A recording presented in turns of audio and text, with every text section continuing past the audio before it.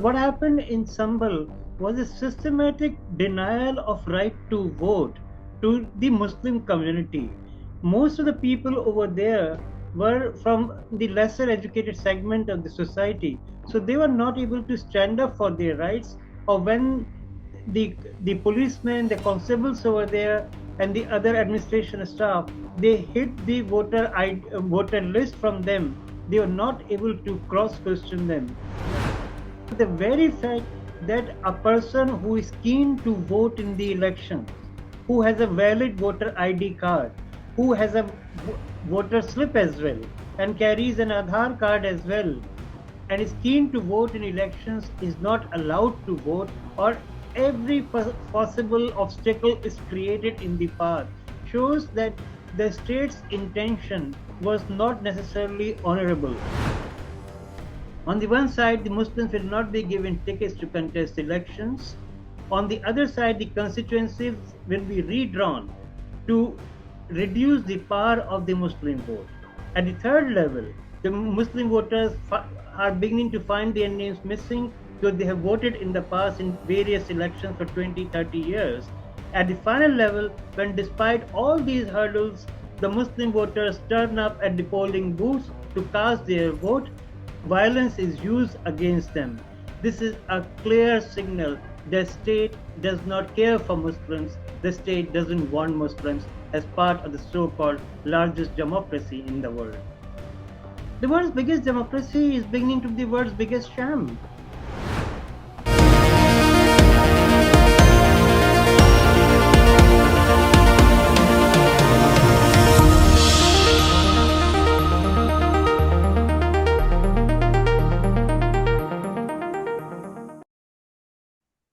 Hello and welcome to a special interview for The Wire. Extremely distressing reports are coming in from the Sambhal region of western Uttar Pradesh that a very large number of Muslims were deliberately denied the right to vote when voting happened on May the 7th. And it seems this happened at the hands of the authorities themselves.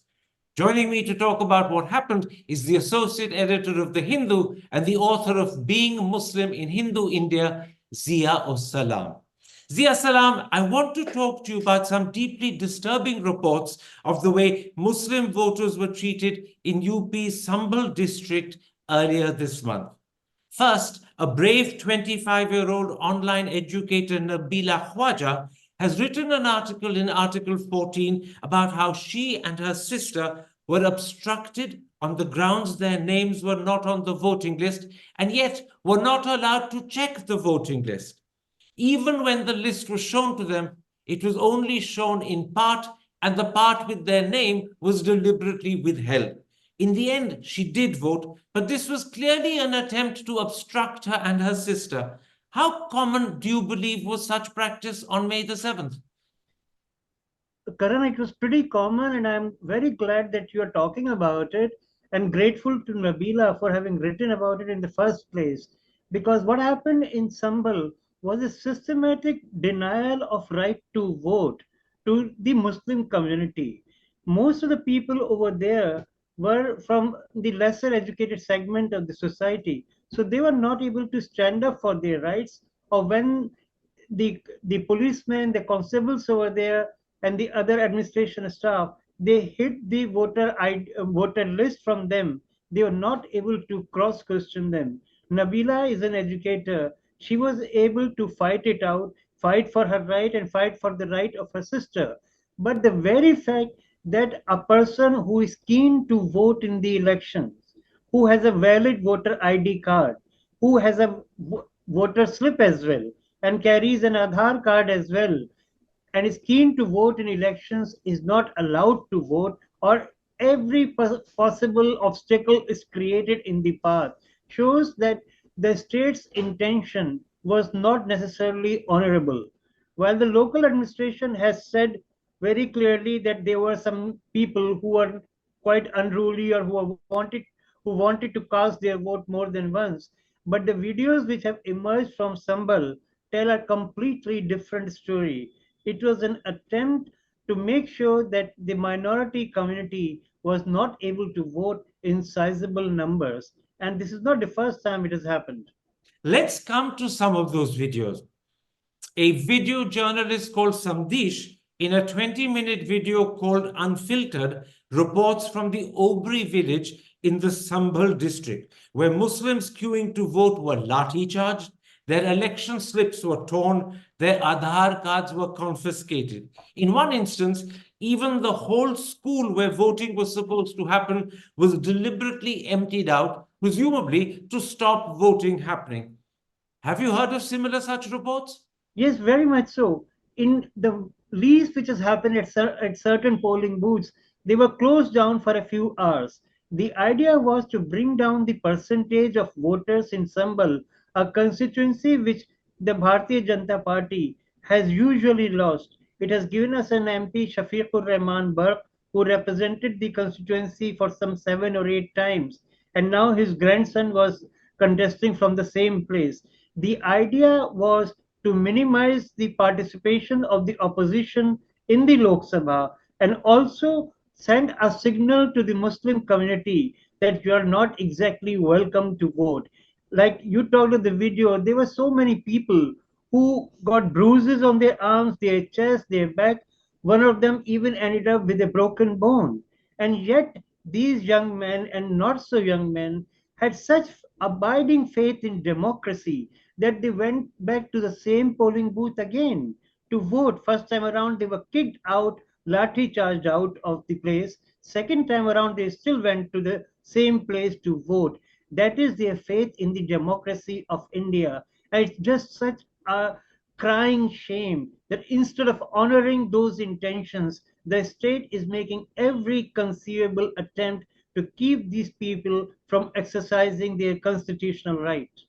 Samdish reports that whilst police from local Thana stood watching and doing absolutely nothing, policemen, presumably from elsewhere, in full uniform but without their name badges, deliberately tried to obstruct the voting. On other occasions, voters were told to either vote for the Lotus, which is the BJP, or to get lost.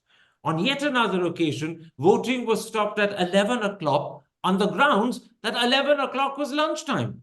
Doesn't this clearly suggest that the authorities, in the shape and form of the police, were involved in this deliberate denial of the vote to a very large number of Muslims? Absolutely, I agree with you. And when the video producer talks of other policemen, they were from the PAC. And the deployment of PAC in Western UP comes with the nightmare of Mariana.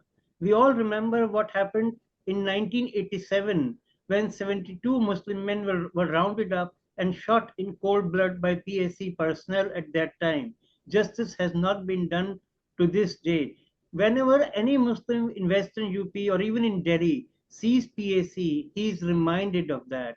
This is no way to invite Indian citizens to participate in the festival of democracy, as our Prime Minister Narendra Modi is very fond of saying before every round of voting. In this particular case, yes, the local policemen stood there as just silent witnesses. They didn't do their job. The Now, PAC people obviously brought in all the past memories for Muslims, and not just men, even women were targeted. now How it's many not times just have we seen a woman being targeted in India simply because she is wearing a hijab? For how long will Muslims be targeted because of their apparel, because of their religion? This now, is Ziya done, Salam, it's not just Karan, since it's not let me 2015. carry on with this story rather than to deflect ourselves and talk about hijab. Let's stick to what happened in Sambhal on May the 7th, because I think it's very important that the audience should find out the full truth, and we should make that truth available to them as accurately as Yeah, possible. I'm coming to that only. Let me See, let me since put this question to you. 2015, they were lynching instances, but Muslims never took to streets to protest because they had faith in the power of the ballot. Now, finally, when Muslims gathered in large numbers in Sambal, Sambal usually has very high voting percentage. Last time also, it was 64.7 or 64.8 in 2019 elections. This time it has come down to 62.6 or something like that.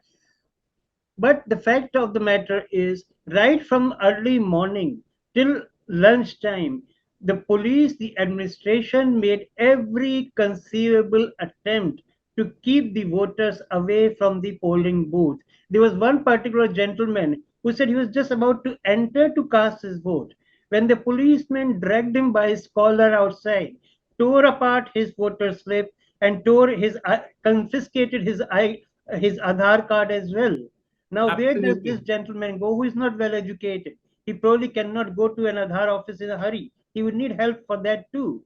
Absolutely. Let me interrupt at this point and put this to you. It's not just that voters who are Muslim were lathi-charged as they stood in the queue to vote, that their election slips were torn, that their Aadhaar cards were confiscated. There were other strategies, it seems, that were also used. Samdish reports in that 20-minute video that he did called Unfiltered that genuine voters were accused of impersonation. They were also accused of having false Aadhaar cards. One of the Muslims trying to vote told Samdish, if the government itself is doing this, who should we complain to? He was making a very valid point, wasn't he? Because if the government is itself deliberately denying Muslims the right to vote, then who do Muslims Absolutely. complain to? Absolutely. Like voters over there, they contacted me as well. They said, what do we do? Well, if we go to the Election Commission of India site, there is no hearing, there is no reaction from the Election Commission immediately. And by the time the commission would respond, the polling would be over. There were so many complaints made, and people said that there should be re-polling done in Sambhal. Unfortunately, the Election Commission of India did not deem it appropriate to entertain those complaints or even to order a repolling in select booths because this was a concerted attempt to deny a particular community with all the valid documents its say in the democracy.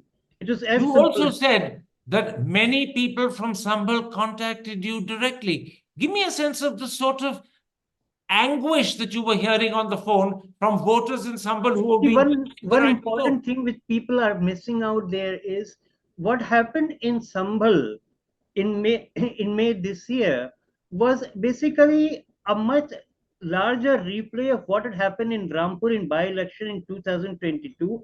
And why I'm talking of Rampur at this juncture is there was one circle officer Anuj Kumar, Anuj Kumar Chaudhary in Rampur, who had made sure that Muslims were not able to vote in the by-elections, at least from the Muslim-dominated pockets. And the voting percentage in the by-election in Rampur had fallen to around 27-28%. Now, the same gentleman was the senior most police officer in Sambhal. So he probably was just doing an action replay of what he had practiced in the by-election, now in the Lok Sabha election. There has to be accountability of the policemen concerned over there. This is very important. The very officer who you claim or allege was responsible for denying Muslims the right to vote in Rampur during the by-election, I believe you said 2022, Yeah, was now December in 22. Sambhal, was now in Sambhal, and what you said he did was an action replay. It was an actual replay because we had heard similar complaints in 2022 from Rampur, where women complained that they were lathi charged by men policemen, not women policemen. And many of them showed bruises on their legs, on their back. This time also there was something similar in Sambal. And it was not just the men, but the women too who suffered. There were two cases where women had gone with little toddlers on their waist to vote. Even they were not spared. How? And they had all the again they had all the valid documents. They were not moving around with fake Aadhaar card or any such thing. If the Aadhaar card was fake, how come they had the voter slip which was issued by the election commission? That could not Absolutely. have been fake. They had the election slip. They had the voters ID card. But still, they were subjected to violence. It is a cause not just for investigation but deep concern for our democracy. Now, understandably, in Sambhal on May the 7th, some of the voters didn't end up voting because either they were not permitted to do so and they gave up trying, or because some were scared because they didn't want to go forth into an The atmosphere idea was where to they will be. intimidate Let me finish, Muslims. let me finish, let me finish. Or because they didn't want to go forth into an atmosphere where they were being deliberately beaten and trashed. Some of these voters said to Samdish, and I'm quoting, तब भी vote डालना जरूरी है, ये हमारी हक है. How highly do you praise these voters who, despite the fact they were being beaten, intimidated, that the fear of life was being put into them, were still determined to vote? See, all I can do is just salute their spirit. I also came across one gentleman who had 15 lathis on his back and on his buttocks. Still, he went to vote. The idea is the Muslim community is refusing to be intimidated by these tactics. The community has begun to understand that the ruling party doesn't want them to vote. It's a part of a systematic disenfranchisement campaign. Yet these people came out for the simple reason they want to be equal citizens of the country. And Absolutely. in stark contrast to slick urban dwellers who refuse to step out of their air conditioned rooms to cast their ballot on the polling day, these people queue up right from 7 o'clock or even in the afternoon, braving the heat of Western UP when the temperature at that time was around 42 degrees or so. Tell me, Ziya Salam, what happened in Sambhal? Did it happen elsewhere in UP as well? Is Sambhal a unique one-off, tragic and terrible as it is, or is Sambhal an illustration of what was happening elsewhere in UP, which we may not have found out about? Which of the two? Sambal, unfortunately, seems to be an experiment. But the groundwork for this, the template, minor template though, was laid in Rampur in 2022 and something similar in 2024 also, though to a lesser extent.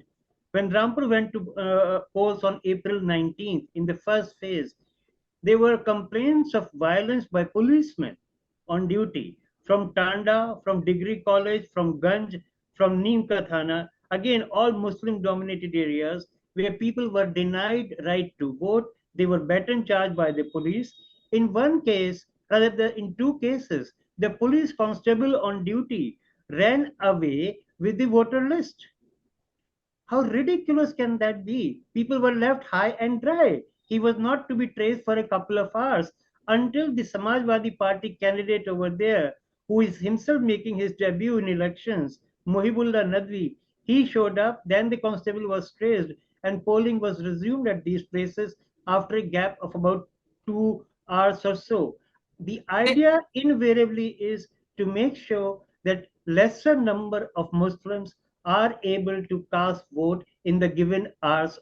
Even if you close down for 2 hours or 3 hours, obviously the voting percentage will come down from that particular area. Tell me this, Ziya Salam.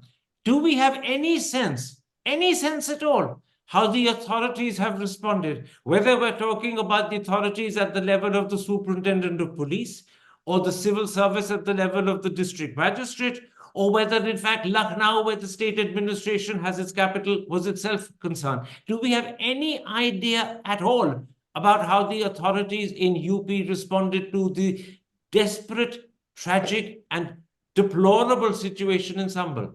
They've refused to acknowledge that something like that has taken place in the first place. You'll take corrective measures, remedial measures, only when you understand that something has gone wrong. Like in the past, they have passed on the blame to the average voter. That the voter was unruly, the voter was having fake cards, the voter wanted to cast vote more than once. Imagine how ridiculous can it be that at 7:30 a woman is told that you've already cast your vote, why have you come for the second time? As it happened in Rampur in Degree College. So you're Obviously, saying to the me, administration refuses to realize that they are not only playing with the right of these voters in these particular constituencies, they are playing with the very idea of democracy. They are making the electoral exercise a mockery. tell me this, you're saying to me that the authorities in UP at all levels, from the superintendent of Across, whether police, it's the from policeman or the administration or the DM, everybody denied any wrongdoing and they blamed it all on the voters that they were unruly, that they were carrying fake documents. now what we're Despite discussing. all the injuries on evidence, they refuse to acknowledge that the police had used violence on the voters. Hi, I'm Karan Thapar.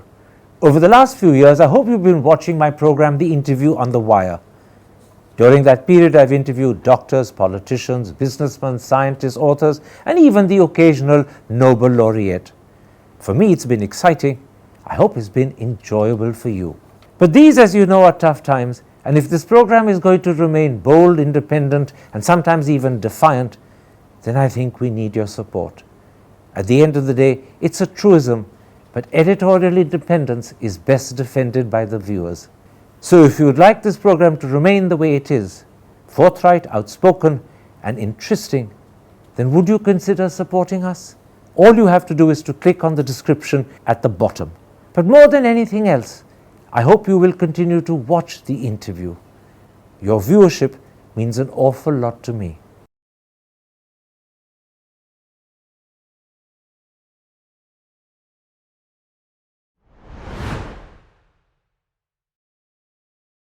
Now, what we're discussing, Ziya Salam, amounts to deliberate disenfranchisement of Muslims in Sambhal. Are you aware of other examples of Muslim disenfranchisement that have gone perhaps unnoticed? This disenfranchisement is in phases. You would have heard about Sitapur also, where one particular village with about 600 voters, again Muslim dominated, was completely struck off from the electoral rolls. Those people had been able to cast their vote in the past. They had voted in 2014, in 2019, even in the Vidhan Sabha polls for UP. This time around, not one of them seemed to have a valid document, according to the Election Commission of India. When these people protested, there was no remedial measure taken by the commission, and the entire village was not able to exercise its franchise. You would also know about Hyderabad, where the BJP candidate over there was seen lifting the veil of Muslim women inside the polling booth. What was she doing inside the polling booth? Just because a So person is there are Muslim, multiple examples of this. there are multiple examples. Just because those women were clearly Muslim from their apparel, it doesn't give the contestant, whether it is Owaisi or it is the BJP's Latha or anybody else, the right to lift their veil to check their identity. That's not the job of a contestant in elections. Finally, my last question, Ziya Salam. If Muslims who are fellow citizens with equal rights in every respect to everyone else in this country, if they can't even vote, what does it say about India's proud boast of being the world's biggest democracy? The world's biggest democracy is beginning to be the world's biggest sham. You see what Abdullah Sharif had said in 2018 when his investigations revealed that every sixth Muslim had been disenfranchised in the states of Karnataka and Telangana. Later, just before the 2019 polls, Khalid Saifullah came up with a Missing Voters Act for precisely the same reasons. More and more Muslims are finding their names missing from the electoral rolls. It cannot just be a clerical error, it's a part of a complete invisibilization project of the BJP. Like we have talked I've talked at various levels in the past. On the one side, the Muslims will not be given tickets to contest elections. On the other side, the constituencies will be redrawn to reduce the power of the Muslim vote. At the third level, the Muslim voters are beginning to find their names missing, though they have voted in the past in various elections for 20, 30 years. At the final level, when despite all these hurdles, the Muslim voters turn up at the polling booths to cast their vote, violence is used against them. This is a clear signal the state does not care for Muslims. The state doesn't want Muslims as part of the so-called largest democracy in the world. Ziya Salam, thank you very much for making time for me. Thank you very much for giving us a first-hand, almost close to eyewitness account of what happened in Sambhal. People in Sambhal approached you directly, so you know for yourself exactly what they went through on May the 7th, when many Muslims were denied the right to vote. Take care, stay safe. Thank you. Hi, I'm Karan Thapar. Over the last few years, I hope you've been watching my program, The Interview on the Wire. During that period, I've interviewed doctors, politicians, businessmen, scientists, authors, and even the occasional Nobel laureate. For me, it's been exciting. I hope it's been enjoyable for you. But these, as you know, are tough times, and if this program is going to remain bold, independent, and sometimes even defiant, then I think we need your support. At the end of the day, it's a truism, but editorial independence is best defended by the viewers. So if you would like this program to remain the way it is, forthright, outspoken, and interesting, then would you consider supporting us? All you have to do is to click on the description at the bottom. But more than anything else, I hope you will continue to watch the interview. Your viewership means an awful lot to me.